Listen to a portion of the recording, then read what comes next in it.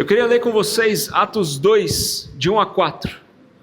Ao cumprir-se o dia de Pentecostes, estavam todos reunidos no mesmo lugar. De repente veio do céu um som como de um vento impetuoso e encheu toda a casa onde estavam assentados. E apareceram distribuídas entre eles línguas como de fogo, e pousou uma sobre cada um deles. Todos ficaram cheios do Espírito Santo e passaram a falar em outras línguas, segundo o Espírito lhes concedia que falasse. Deus, muito obrigado, Pai, por essa oportunidade de estarmos aqui reunidos em Seu nome. Muito obrigado, Pai, pelo privilégio de estarmos aqui, Pai, para falar mais sobre a Sua palavra, para mergulharmos na Sua palavra, para compreendermos mais, Pai, o que o Senhor quer, o que o Senhor é e o que nós temos que fazer mesmo, Pai, por conta de tudo que o Senhor é. Enche as nossas vidas, nos dê discernimento, sabedoria, graça, e que possamos, Pai, crescer em estatura diante dos Seus olhos e diante dos olhos dos outros. Muito obrigado por tudo, em nome de Jesus, amém. Algo que fazemos involuntariamente, algo que fazemos intimamente, algo que fazemos que nós muitas vezes não percebemos que fazemos, nós só percebemos quando nós não temos, que é respirar. Respirar é algo que ele está em nós de uma forma tão automática, divinamente automática, que nós só conseguimos compreender a necessidade da respiração quando a respiração nos falta, quando o ar nos falta, quando o fôlego nos falta. Nós respiramos cerca de 20 mil vezes por dia. Muitas vezes nós passamos dias e dias e dias sem perceber que estamos respirando. E o que eu quero falar com vocês hoje sobre Pentecostes, sobre Koinonia, sobre Atos 2, é muito ligado à respiração, porque eu quero trazer uma tese aqui para todos nós, que o Espírito Santo, ele é mais do que um evento, ele é mais do que um marco, ele é mais do que fogos de artifícios que possam subir em alguns momentos da nossa vida. O Espírito Santo é o ar que nós respiramos. O Espírito Santo é o fôlego de vida que nós temos, é o ar que está nos nossos pulmões, é o ar que faz com que a igreja respire. E por que é importante nós falarmos sobre isso? Porque quando nós abrimos Atos 2, como nós lemos, é muito tentador nós vemos Pentecostes somente como um marco ou como algo que Deus fez um dia. E o Pentecostes, ele é muito mais do que um ato do que Deus fez um dia. Pentecostes é um momento histórico na humanidade onde Deus Todo-Poderoso cumpre aquilo que Ele prometeu. E por isso que Lucas, quando ele começa falando sobre Atos 2, ele começa, apóstolo Lucas, que escreveu Atos, ele escreve Lucas e ele escreve Atos, para quem não sabe. E Atos 2, ele começa com uma frase muito interessante, que muitas vezes nós passamos desapercebido por essa frase. Ao cumprir-se o dia de Pentecostes. Pentecostes não é um marco, onde nós simplesmente passamos um dia na história, ou é um momento onde nós precisamos o tempo todo falar, faz de novo Pentecostes. Pentecostes foi um marco único na história que nunca mais vai ser realizado da maneira como foi feito. Por quê? Porque Lucas já deixa claro, é o cumprimento de uma promessa. E Pentecostes, ele é tão espetacular, e muitas vezes nós falamos tão pouco sobre Pentecostes, nós comemoramos tão pouco Pentecostes, nós comemoramos muito o Advento, Natal. Natal, todo mundo feliz, barriga cheia, presente, todo mundo em família, todo mundo espera pelo Natal. Páscoa, todo mundo comemora a Páscoa, porque a Páscoa é um momento importante, mas pouca gente compreende a importância de Pentecostes. 50 dias após a ressurreição de Cristo.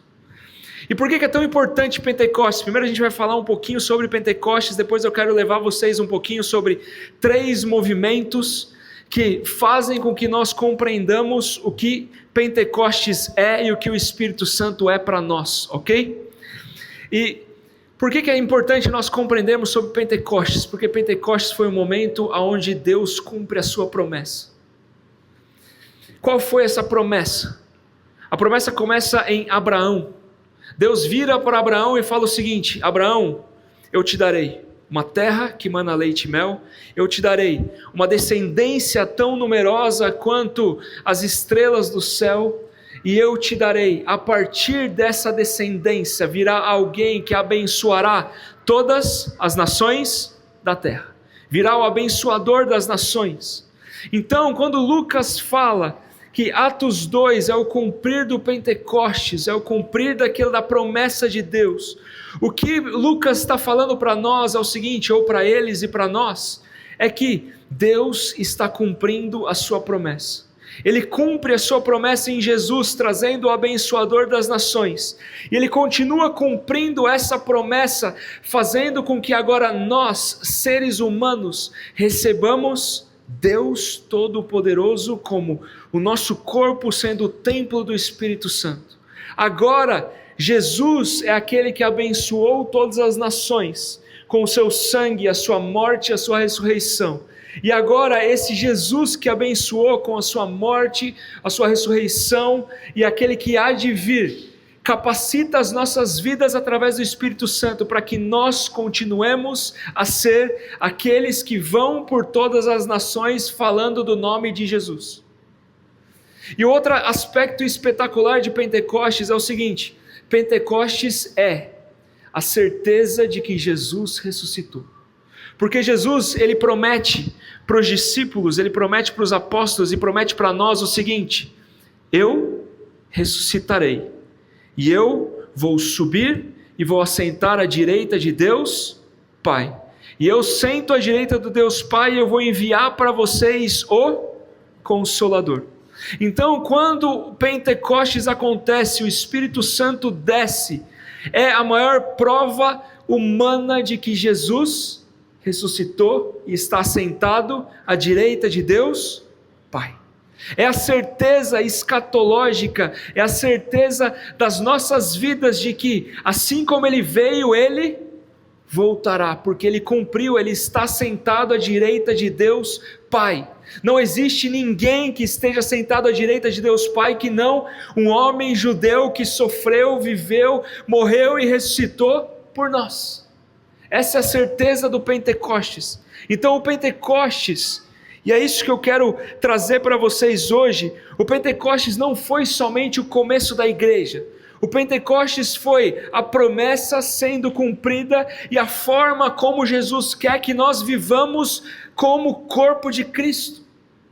Pentecostes não é um marco único que nós temos que ficar cantando ou falando faz de novo.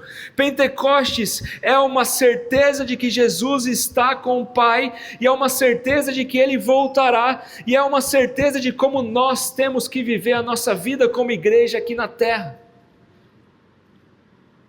O Espírito Santo não veio para inaugurar uma religião, ou veio para inaugurar uma igreja qualquer, uma instituição.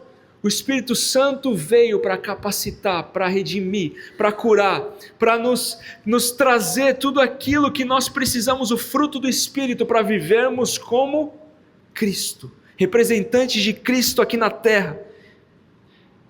E por isso que eu quero conduzir nessa manhã para o tema Pentecostes, o fôlego contínuo do Espírito. E eu quero falar com vocês agora, pode passar para o próximo, eu quero falar para vocês agora sobre 3 movimentos. O primeiro movimento que a gente vai falar é o seguinte: Pentecostes é um cumprimento, não é um improviso. O segundo movimento que a gente vai falar é que nós somos hospedeiros do Espírito, nós não somos consumidores do Espírito. E o terceiro movimento que eu quero falar para vocês é o seguinte: a respiração ela é contínua, mas também ela pode ser, ou ela deve ser profunda. Então nós vamos trabalhar nessas 3 aspectos do que é Pentecostes. O primeiro aspecto, que é sobre o cumprimento, não improviso. O segundo aspecto, que é sobre ser hospedeiro do Espírito Santo, não uma presença qualquer ou consumidores. E o terceiro, a respiração ela é contínua, mas ela precisa ser profunda também. Começando sobre Pentecostes, é o cumprimento, não improviso. A frase, de novo, começa ao cumprir-se o dia de Pentecostes. Então a linguagem desse cumprimento é teológica, não é cronológica. Não foi algo que aconteceu ao acaso. Não é que Pentecostes, de repente, Jesus está lá no céu e fala o seguinte: agora manda aí. Foi um cumprimento teológico preciso de tudo aquilo que a história de Deus fez chegar até aquele momento. Lembrando, eu não tenho tempo para falar sobre isso, mas a história de Pentecostes começa desde Gênesis 3,15, aonde Deus, e a gente vai falar um pouquinho mais sobre isso, mas Deus, Ele simplesmente retira o seu espírito do homem por conta do pecado, mas Ele promete para Adão e Eva que um dia viria alguém que derrotaria o pecado, derrotaria a morte, e a partir dessa pessoa, a partir desse ser, a partir desse Deus Todo-Poderoso, Jesus, nós viveríamos para sempre com Ele. Então não existe nada que seja ao acaso. Isso não foi um evento que foi cobrado ingresso dos céus para ver o que ia acontecer. O Espírito Santo, Pentecostes, não é um evento qualquer, não é algo que pode acontecer a qualquer momento. Deus tem seu plano, Deus tem seus propósitos, Deus tem a sua agenda preparada e pronta, e não tem nada e nem ninguém que pode frustrar a agenda de Deus. Não é uma coincidência feliz, não é um susto espiritual que aconteceu naquele lugar. É uma manifestação espetacular da presença de Deus para cumprimento de uma promessa. E quando nós compreendemos isso, quando nós compreendemos o peso teológico dessa pequena frase, ao cumprir-se o dia de Pentecostes, nós compreendemos que Deus, Ele trabalha para cumprir as suas promessas. E aqui foi mais uma promessa sendo cumprida. Pentecostes não cai nos seus discípulos como acidente. Jesus fala para eles: vão para Jerusalém, fiquem juntos, orem, esperem, porque vocês serão capacitados pelo Espírito Santo. O Espírito Santo descendo em nós.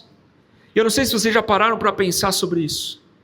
Hoje parece ser normal, parece ser comum, parece ser qualquer coisa. Mas antes nós não respirávamos. Antes nós não tínhamos o fôlego de Deus. E a partir desse momento, a partir desse cumprimento profético e teológico, a partir desse espetáculo que aconteceu, que o ponto mais alto não foram as línguas sendo faladas, o ponto mais alto não foi a língua de fogo em cima das pessoas, o ponto mais alto não foi o que elas estavam fazendo, o ponto mais alto foi: Deus tabernaculou entre os homens. O desejo de Deus sempre foi habitar no meio do seu povo. Há 3.000 anos, 2.000 anos, 3.000 anos antes de Pentecostes, Deus fez uma tentativa de habitar no meio do seu povo. Monte Sinai. Monte Sinai, Moisés naquele monte, e de repente Deus vira para Moisés e fala o seguinte: fale para o meu povo que eu quero encontrá-los. Que eles possam agora se consagrar, passar 3 dias se consagrando, porque eu vou descer e eu vou falar com o meu povo, eu vou me apresentar para o meu povo. Naquele momento Deus ele desce no Monte Sinai. A linguagem é muito próxima. Se nós fizermos uma comparação entre a linguagem de Pentecostes e a linguagem do Monte Sinai, nós vamos ver muitas semelhanças teológicas naqueles 2 momentos.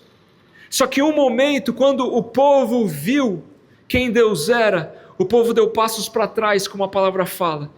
E o povo vira e fala o seguinte: eu não quero contato com esse Deus. Moisés, continua tendo contato com ele, e o que você falar nós vamos entender que é de Deus. Naquele momento o povo rejeita a habitação de Deus com o seu povo. Só que aqui não tem rejeição. Aqui em Pentecostes não existe uma forma de você falar não quero.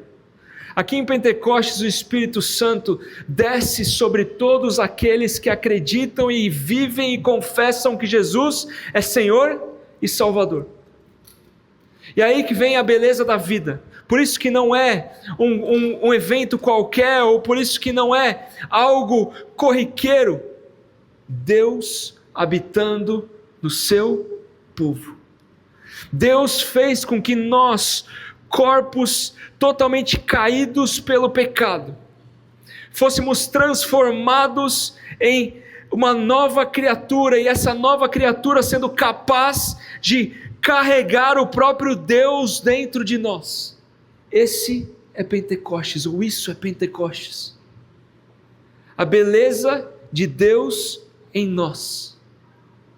Não existe e nunca mais vai existir um evento como o Pentecostes na história da humanidade.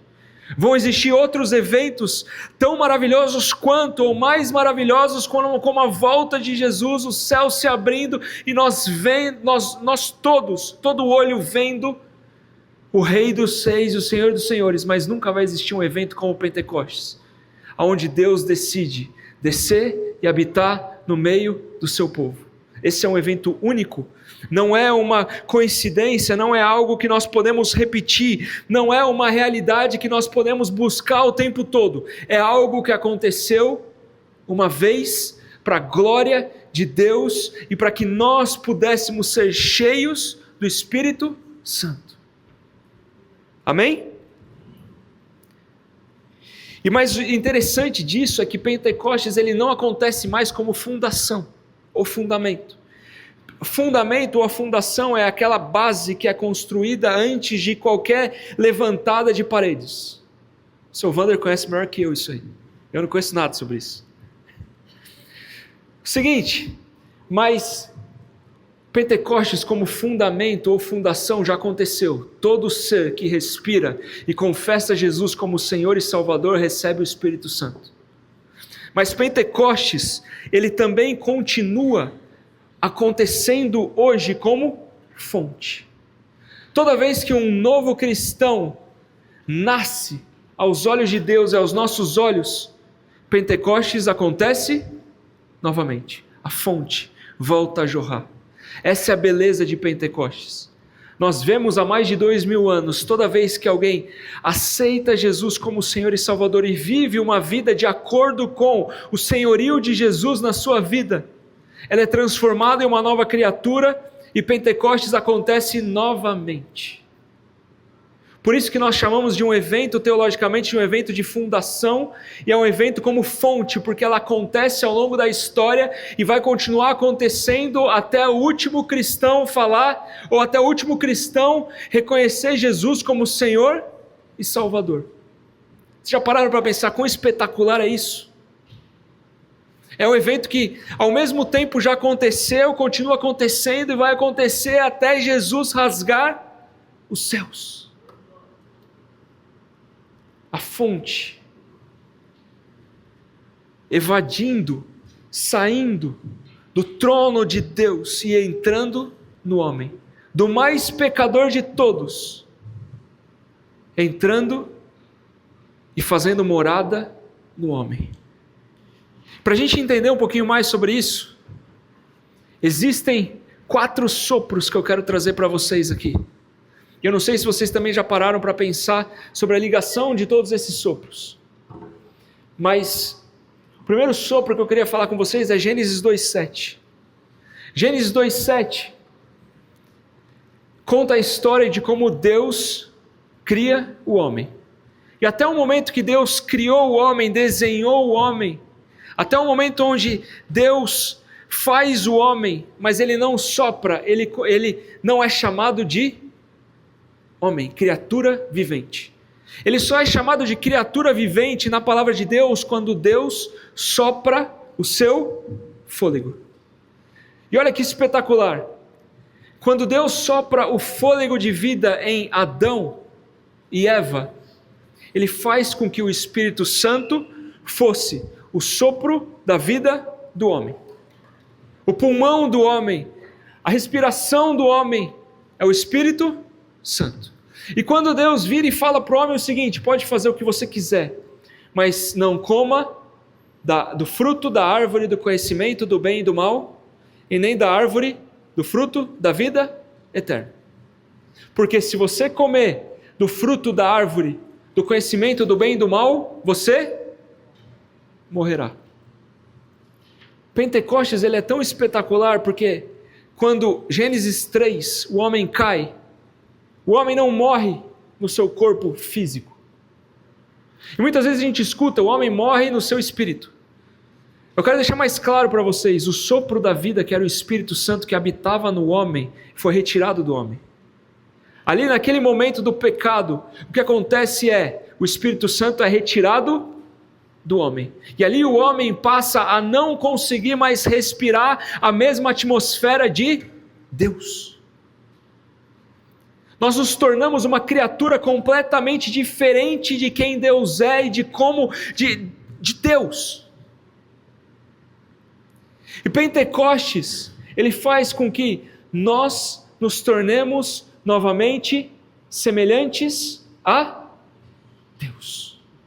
Não em poder, em força, em majestade, em tamanho, vocês entendem, mas na natureza, na respiração. Nós conseguimos respirar agora o mesmo ar de Deus, porque o Espírito habita em nós. Pentecostes foi algo e é algo espetacular, porque ele devolve ao ser humano a capacidade de respirar do ar que vem de Deus.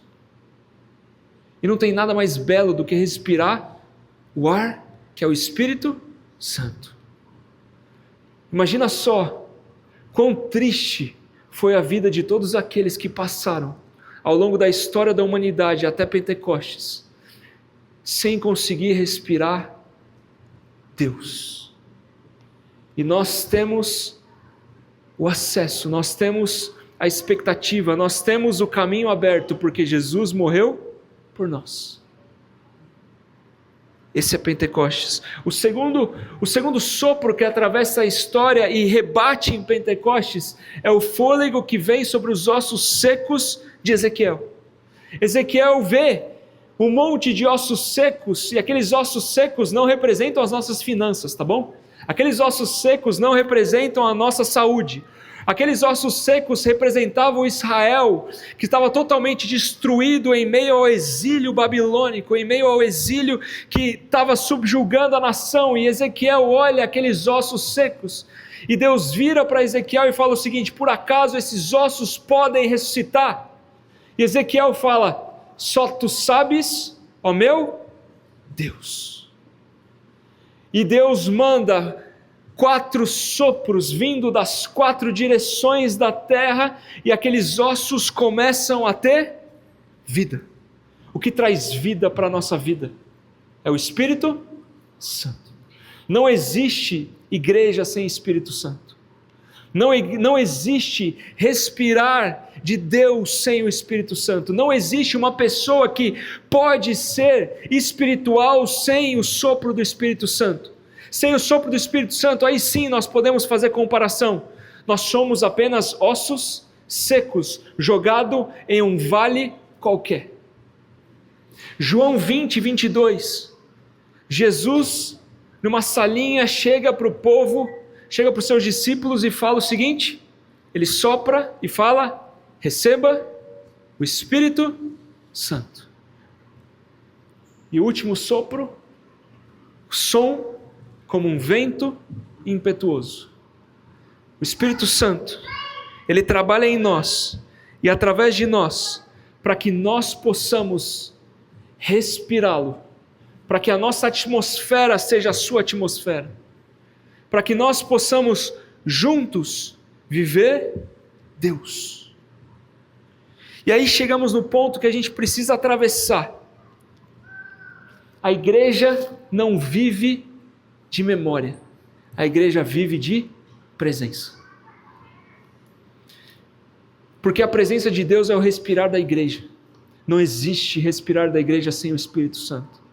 Não existe memória do que Ele já fez. Existe o respirar do que Ele continua fazendo.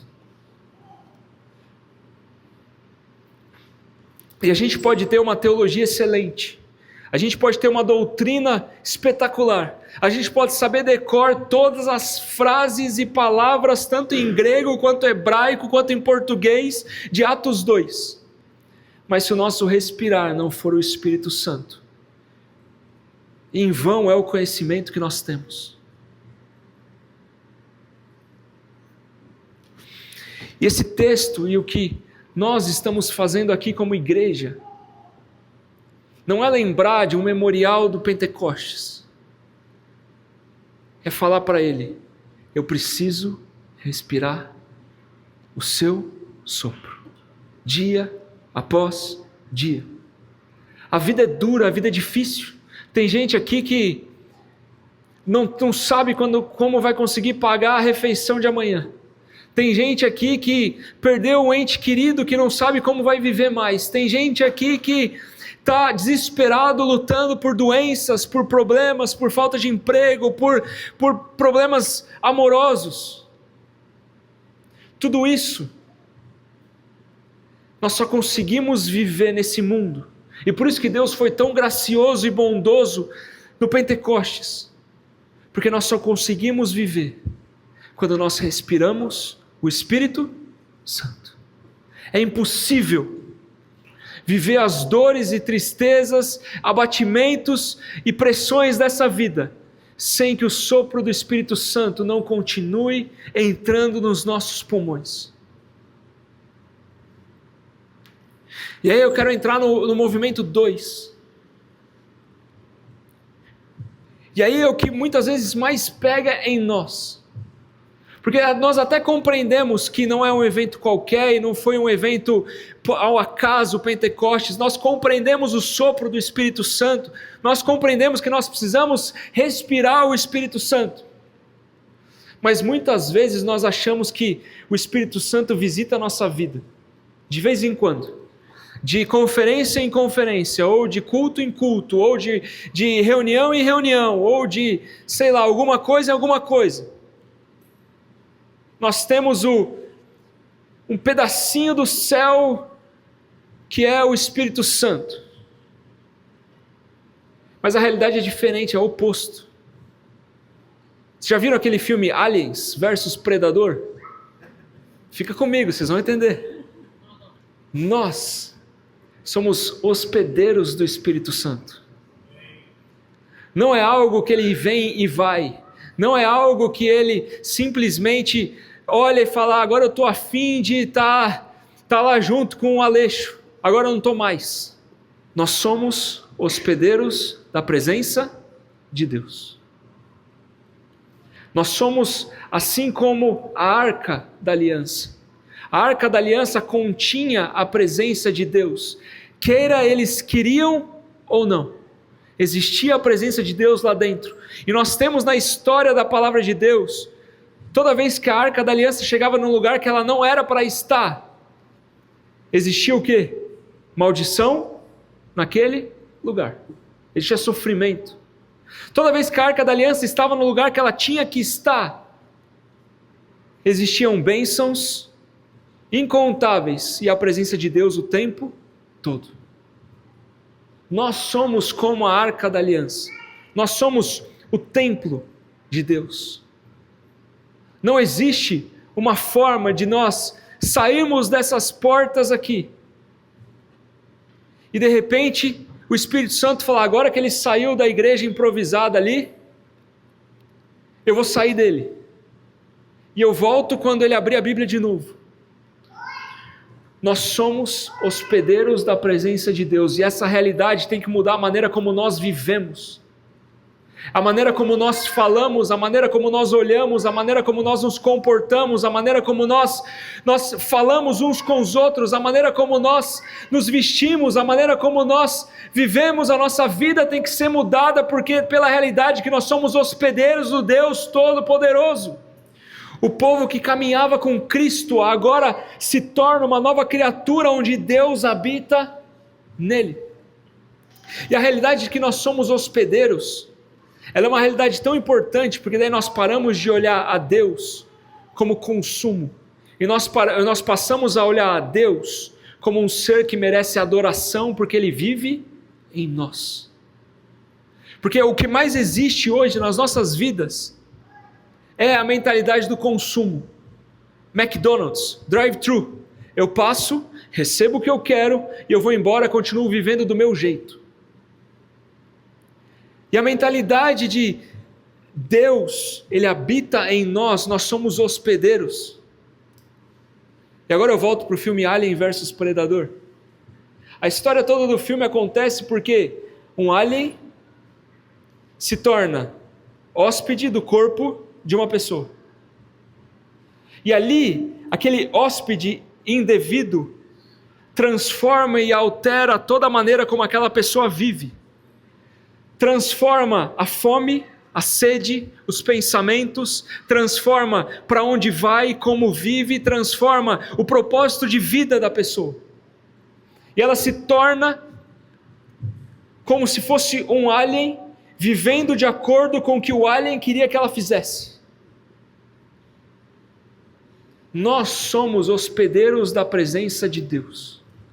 E nós temos que viver como hospedeiros da presença de Deus. Nós temos que viver de acordo com como Ele quer, como Ele quer que eu fale, como Ele quer que eu vista, como Ele quer que eu olhe para as pessoas, como Ele quer que eu interaja com um com o outro, como Ele quer que eu leia a Bíblia, como Ele quer que eu ore, como Ele quer que eu viva. Porque não sou eu mais que vivo em mim, é Cristo que vive em mim. A mentalidade do hospedeiro que tanto se perdeu nas nossas gerações, onde o consumismo é tão grande que eu acho que eu posso fazer um evento e falar que o Espírito Santo vai fazer lá um monte de coisa, que eu comando, que ele vai aparecer quando eu quero, ele vai fazer o que eu quero, ele vai simplesmente entregar do jeito que eu quero tudo. Só que o Espírito Santo é a presença de Deus em nós, o Deus Todo-Poderoso, o Deus que não negocia, o Deus que não volta atrás, o Deus que criou tudo, sustenta tudo, o Deus Todo-Poderoso, que nós deveríamos temer a tal ponto, onde nós deveríamos viver de acordo com a vontade dEle o tempo inteiro. Alejandro de Zecar, ele faz uma frase, e é um dos teólogos que eu gosto, o Alejandro escreveu um livro inteiro sobre comentário de Atos. Se você tem um dinheirinho para gastar em algum material, esse é um material muito legal sobre Atos. Tá? E ele cita Pablo Deiros, que é um outro teólogo super espetacular lá do século XVI. E ele fala o seguinte: o Espírito Santo é o oxigênio, o ar que a igreja respira, ele é o seu verdadeiro motor interior ou interno. O Espírito Santo é aquele que comanda, é aquele que vive, é aquele que é o hóspede das nossas vidas. E é aquele que comanda tudo que nós temos que viver. E eu queria só passar mais um minutinho nesse ponto. Se o Espírito Santo é o oxigênio das nossas vidas, a gente não pode, ou nós não podemos, chegar hoje e falar o seguinte: eu vou parar de respirar aqui um pouquinho.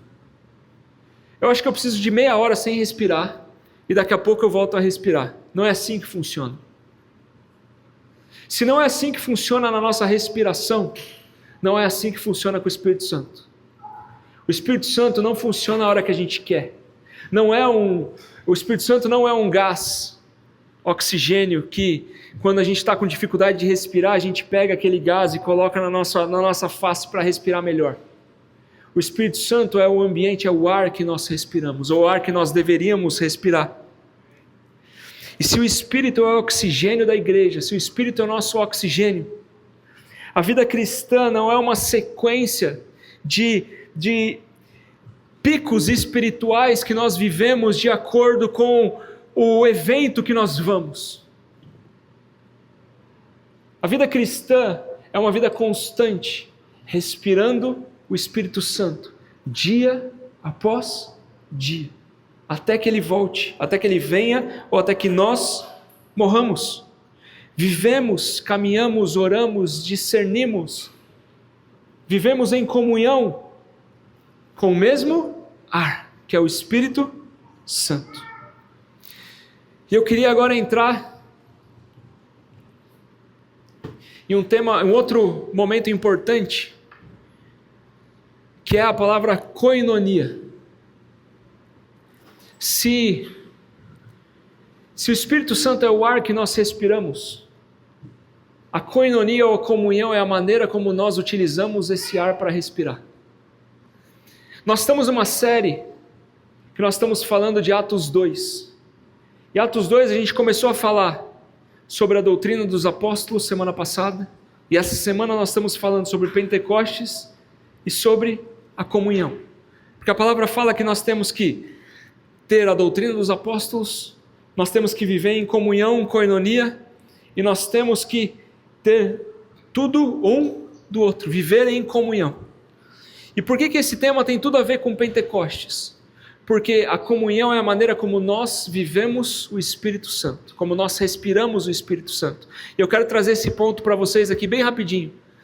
Koinonia ou koinos significa comum, compartilhado. Para nós, é uma palavra muito simples que está escrito na nossa Bíblia, Atos 2, 46. Comunhão. Só que para nós, comunhão pode ser tomar um café junto. Para nós, comunhão pode ser correr junto. Para nós, comunhão pode ser assistir um jogo de futebol junto. Só que na palavra grega, koinonia ou koinos, é uma palavra muito mais profunda e ela fala sobre 4 aspectos importantes e profundos para nós vermos sobre isso. O primeiro pilar é o pilar vertical, é a comunhão com Deus pelo Espírito. Até Pentecostes, o homem, ele não tinha comunhão através do Espírito com o outro. Ele tentava fazer comunhão através de gostos pessoais e sociais. Através do Espírito Santo, é por isso que daí John Stott fala para a gente que o respirar é o Espírito Santo, mas a maneira como nós respiramos é a comunhão. Isso significa que a comunhão para Deus, ou a comunhão através do Espírito Santo, significa que todos nós estamos respirando o mesmo ar e todos nós estamos vivendo na mesma comunhão com o Espírito Santo. E é por isso que essa comunhão com Deus pelo Espírito. Não existe koinonia ou comunhão com Deus sem que não seja pelo Espírito. Eu posso chegar para alguém e falar o seguinte: nossa, eu gosto de Atos, e você também gosta de Atos, então vamos formar um grupinho aqui para ler Atos.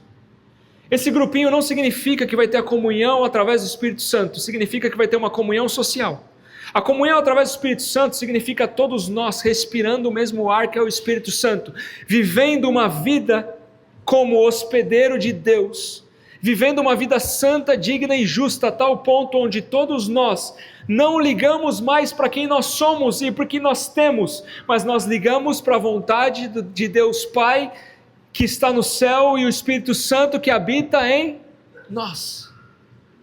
A segunda parte é a comunhão horizontal, que é o vínculo entre irmãos, não o vínculo social, o vínculo espiritual.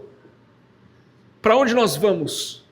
Qual que é o seu propósito e o meu propósito? Por isso que nós temos propósitos iguais, porque nós caminhamos juntos. O nosso propósito, de novo, é um só: ide por todo mundo, pregar o evangelho a todas as nações, discipulando e batizando em nome do Pai, do Filho e do Espírito Santo. Mesmo ar sendo respirado por todos, se transforma em uma comunhão fraterna. Uma comunhão material, todos nós participamos ou partilhamos dos mesmos bens. Isso aqui não é aqui não está falando, a Bíblia não está falando para a gente viver aí um sistema de governo que todo mundo vai ter a mesma coisa o tempo todo. A Bíblia está falando que a koinonia de verdade é quando nós olhamos para o outro e nós vemos a necessidade do outro através do Espírito Santo e nós, como corpo de Cristo, ajudamos na necessidade do próximo. Essa é a comunhão, partilha de bens. Por que existe a partilha de bens entre os irmãos? Porque todos são filhos do mesmo Pai. O Pai dá para todos. E os filhos dividem entre si a sua herança. E a partilha ou a comunhão missional, por conta de que nós respiramos o mesmo ar, temos o mesmo Deus, porque nós temos vínculo entre nós por conta do nosso chamado, porque nós partilhamos tudo, porque nós somos irmãos, nós caminhamos para o mesmo lugar. Isso é a koinonia bíblica. E por que eu estou falando sobre koinonia em Pentecostes? Porque Lucas, quando ele vai falar em Atos, aqui a gente lê o Atos 2. Eu queria que vocês abrissem comigo aí, Atos 2, 42. Por favor. Já está terminando, tá bom? Vocês estão comigo? Atos 2, 42. Então, Atos 2, no começo a gente acabou de ler. Teve o frenesi do Pentecostes. Tudo aconteceu. Aquele negócio que nós não conseguimos compreender direito, ou nós não conseguimos imaginar, aconteceu. Pentecostes, tudo que a gente comentou até agora. Lucas, ele começa a falar o que acontece no Pentecostes. Então, Pentecostes é aquele momento onde todos são capacitados, Pedro prega, mais de 3 mil pessoas aceitam Jesus, ou elas são enxertadas na figueira que é Cristo, e de repente ele continua falando, Atos 2, 42. Ele fala o seguinte: lembrem-se, aconteceu tudo. Ele podia ter continuado falando o seguinte: mas agora a gente foi, curou um monte de gente, fez um monte de coisa, não sei o que lá. Qual foi o resultado de Pentecostes? Eles se dedicavam ao ensino dos apóstolos, e à comunhão, e ao partir do pão, e às orações. Todos estavam cheios de temor, e muitas maravilhas e sinais eram feitos pelos apóstolos. O que criam mantinham-se unidos e tinham tudo em comum, vendiam suas propriedades e bens, distribuíam conforme a necessidade de cada um. Olha o resultado de Pentecostes. O resultado de Pentecostes é a koinonia, que é a maneira como a igreja deve respirar o Espírito Santo. Então Lucas deixa claro qual que é o movimento que a igreja saudável, cheia do Espírito, tem que fazer. Temos que nos dedicar, como nós já falamos, à palavra de Deus. Nós temos que nos dedicar à comunhão. É por isso que muitas vezes eu critico tanto, de forma saudável, tá? Eventos que propagam certo frenesi espiritual. Por quê? Porque toda vez que o Espírito Santo vem de verdade, ele traz comunhão. Não existe uma fórmula onde o Espírito Santo vem e todo mundo vai para sua casa e o marido continua batendo na esposa, o marido continua traindo a esposa continua traindo o marido, a esposa continua gritando com os filhos, e o marido continua indo para o bar beber. Não existe. Quando o Espírito Santo vem, o Espírito Santo transforma vidas, e as vidas começam a respirar o ar que é o Espírito Santo, e esse ar transforma a maneira como nós pensamos, vivemos, sentimos. Por quê? Porque nós nos tornamos hóspedes de Deus, e como hóspedes de Deus, por isso que a palavra fala, todos estavam cheios de temor, porque eles compreenderam que a única palavra que tem que existir no meio do cristão, que é habitado por Deus, é temor. Eu temo tanto a presença de Deus em mim, que eu só faço o que Ele pede para eu fazer. Eu temo tanto a presença de Deus em mim, porque eu sei o que é a presença de Deus, que pecar não vai ser mais tão fácil como era antes. Eu temo tanto a presença de Deus, que me desculpa, eu não vou falar mal do meu irmão, porque ele não é só meu irmão, ele é um hospedeiro do Deus Todo-Poderoso. Isso muda a maneira de viver, e é por isso que Lucas traz isso para nós, logo depois de falar sobre Pentecostes, porque Pentecostes em si só é algo espetacular, mas o que ele produz é a maneira como a igreja tem que viver hoje. E quando nós olhamos para isso, e nós olhamos para nós mesmos, a gente tem que olhar e falar, Deus meu, quão longe nós estamos disso tudo. Mas nós temos que olhar também com a expectativa de que, Deus meu, graças a Deus, o Senhor nos capacita e nos ajuda a viver desse jeito. Por isso que a gente fala que koinonia, a comunhão, ela não vem da categoria sociológica, ela não é social. A koinonia bíblica, ela é pneumática, que é falada na teologia. Por quê? Porque ela vem do Espírito Santo. Pneuma é o Espírito. A comunhão bíblica só pode vir e só pode existir através do Espírito Santo. Como é que eu vejo que existe uma comunhão através do Espírito Santo? Onde a coisa mais importante é a palavra de Deus. E olhavam, e escutavam, e aprendiam e ensinavam a doutrina dos apóstolos, a palavra de Deus. Se o Espírito é fôlego, koinonia é a forma como esse fôlego respira no corpo. E eu queria deixar aqui para finalizar 5 marcas que Atos 2, 42 a 47 traz para nós, depois desse Pentecostes, de um cristão e de uma igreja saudável. A primeira marca, ela é apostólica. Nós todos somos apostólicos. O que significa ser apostólicos? Nós somos submissos à doutrina da palavra de Deus. Então uma igreja saudável, que é o que nós estamos tentando construir aqui ou plantar, ela é submissa à palavra de Deus. Ela vai até onde a palavra vai, ela não passa da palavra. Ela não inventa a palavra, ela não acha uma doutrina escondida na palavra que ela foi a primeira a achar. Ela vive a palavra de Deus como um peixe respira embaixo da água. Ela é fraterna, por quê? Porque ela rompe o isolamento, ela rompe bolhas, ela forma irmãos, ela forma discípulos. Cristão, que é um cristão saudável, não existe uma panela. Cristão que é um cristão saudável, ele compreende que ele é cheio do Espírito Santo, ele respira Deus. E a partir do momento que ele é hospedeiro de Deus, ele compreende que existe sempre alguém que precisa do que o Espírito Santo derramou na vida dele. Por isso que não existe uma bolha. Por isso que não é uma comunhãozinha de irmãos, é uma koinonia de uma só igreja. Uma igreja saudável é uma igreja generosa que vê a necessidade do outro. Um cristão saudável é um cristão generoso que vê a necessidade do outro. Um cristão saudável, uma igreja saudável é adoradora.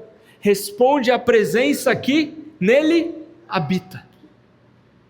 Se Deus habita em mim, eu tenho que ser o ser mais adorador que existe em todos os tempos. Por quê? Porque o Deus Todo-Poderoso habita em mim.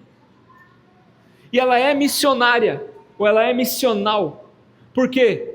Porque ela não detém só para ela aquilo que Deus capacitou, aquilo que Deus colocou nela. Ela vai e faz discípulos. E a última parte, para terminar. O fôlego, ou o respirar, ele é contínuo sim, mas muitas vezes esse respirar também é profundo. Significando o quê? Que o Espírito Santo foi derramado em Atos 2. E o Espírito Santo não foi somente derramado, ele encontrou morada. Mas ao mesmo tempo que o Espírito Santo encontra morada em Atos 2, ele é derramado em Atos 4, por exemplo. Em Atos 11, de novo. E ao longo da história da Bíblia, ou a história do ser humano, Deus derrama o seu Espírito. Isso não significa que Pentecostes é refeito novamente.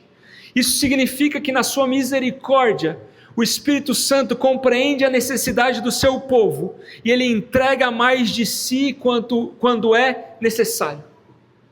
Não quando nós queremos, mas quando é necessário. Por exemplo, Atos 4, a igreja começou a ser perseguida de forma violentíssima. Pedro estava preso, João estava preso.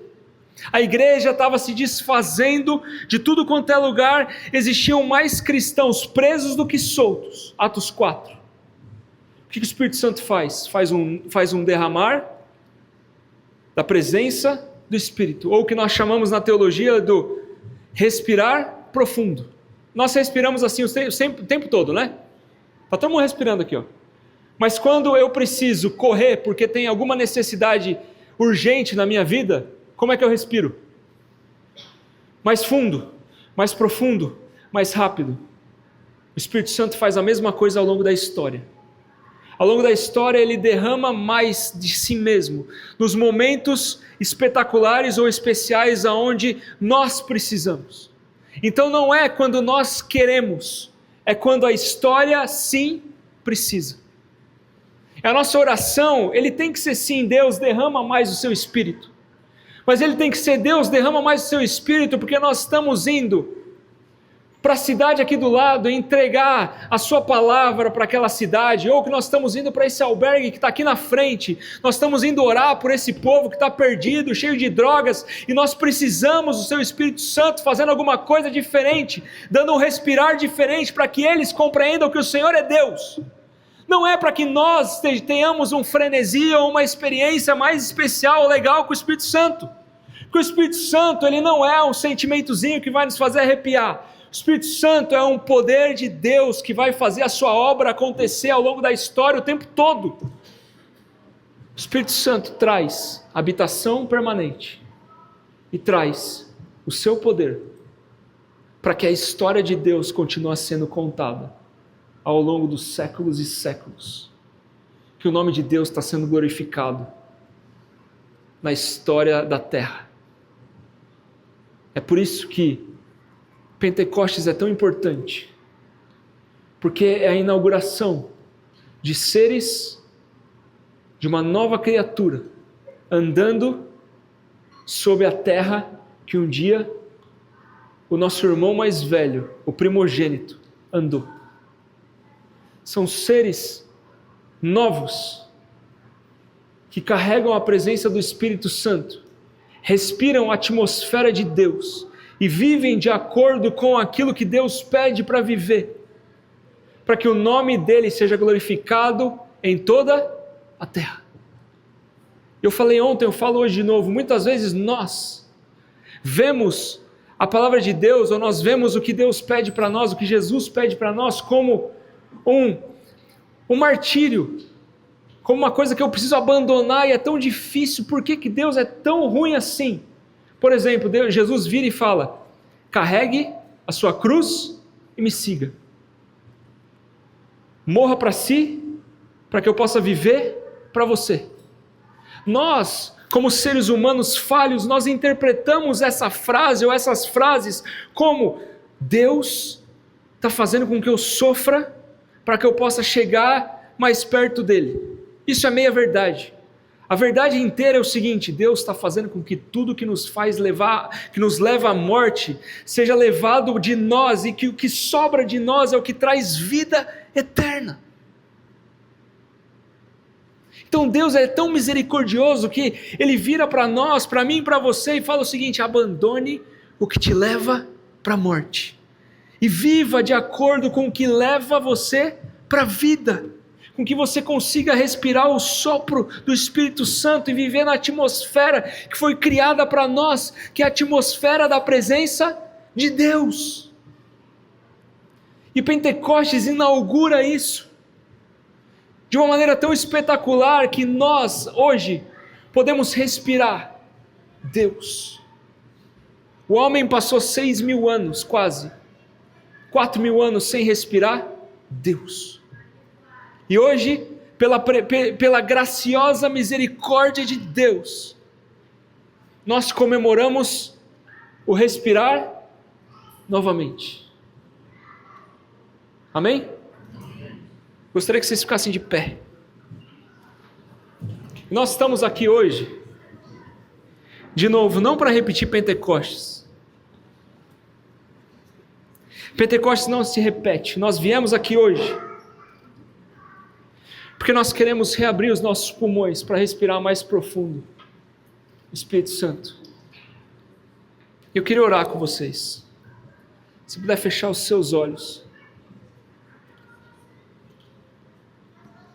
Espírito Santo, eu te peço que o Senhor nos ajude a viver conscientes da sua presença. Faz-nos respirar a sua vida, Pai, no secreto e na comunhão de todos nós. Nos faz mesmo, Pai, ser seres que compreendem a magnitude que habita em nós. O Deus Todo-Poderoso, que um dia escolheu se fazer carne para morrer pelos nossos pecados, habita em nós. É o maior privilégio da humanidade. Nos faz viver de acordo com esse privilégio, Pai. Nos faz ser uma igreja que existe a koinonia de verdade. Nos faz ser seres saudáveis de verdade.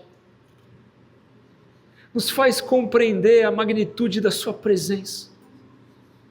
Não uma presença que vai e vem, mas uma presença constante como a nossa respiração. E nos faz sim experimentar do respirar profundo muitas vezes, Pai. Nos faz experimentar do mais de Ti. Mas que a nossa vida não seja em busca do mais de Ti. Seja em busca do respirar. Porque o mais de Ti o Senhor vai entregar para nós, todas as vezes que for necessário. E faz com que seja muitas vezes necessário, que a nossa igreja seja uma igreja missional de verdade. Que todas as vezes, Pai, encontremos lugares onde, Pai, o Senhor precisa que nós vamos. E precisa demonstrar o Seu poder naqueles lugares. Nós estamos aqui, Pai. Conte conosco. Porque nós temos a Sua presença. Nós respiramos o Senhor. E nós queremos viver como o Senhor. Nos capacita a viver em unidade, em koinonia de verdade. Tira de nós, Pai, todo o desejo humano de alguma coisa nesse lugar. E que possa existir somente o Seu desejo aqui. Posições não importam. O que importa é o fruto do Espírito sendo manifestado nesse lugar. Através de cada uma das vidas. A maturidade chegando dos mais novos aos mais velhos. Os Seus dons sendo distribuídos de acordo como o Senhor deseja. Para a glória do Seu nome no nosso meio. Nos faz passar, Pai, por estações de respirar profundo. Mas nos faz também compreender e viver, Pai, bem, alegres nas estações que nós vamos respirar somente. Coloque em nós desejos que só tem no Seu coração, Pai. E nos faz ser mais perto, nos tornar mais parecidos com Cristo, dia após dia. Muito obrigado, Deus, porque o Senhor enviou Seu Filho Jesus para morrer por nós, em nosso lugar. E hoje nós podemos estar aqui respirando o ar que é o Espírito Santo. Muito obrigado, Jesus, porque o Senhor cumpriu o Seu papel e enviou o Espírito Santo. E hoje nós temos Deus em nós. E muito obrigado, Espírito Santo, porque sem o Senhor nós não conseguiríamos. Sem a Sua presença em nós já estaríamos, Pai, destruídos por esse mundo e por o que esse mundo pode nos dar ou tirar de nós. Mas nós somos carregados pelo Senhor. Continue nos carregando, porque nós precisamos de Ti. Eu te peço, Pai, toca cada coração, Espírito Santo. Mostra que o Senhor está em nós. Capacita aqueles que precisam ser capacitados. Derrama os Seus dons naqueles que precisam e naqueles que, Pai, o Senhor assim escolhe. Tapa as feridas abertas em todos nós. Os buracos que foram feitos de tristezas, decepções, de perdas. Nos faz vivermos, Pai, de acordo com o que o Senhor tem para nós. Espírito Santo, ser livre nesse lugar, para fazer o que o Senhor sempre quiser. Em nome de Jesus. Amém e amém.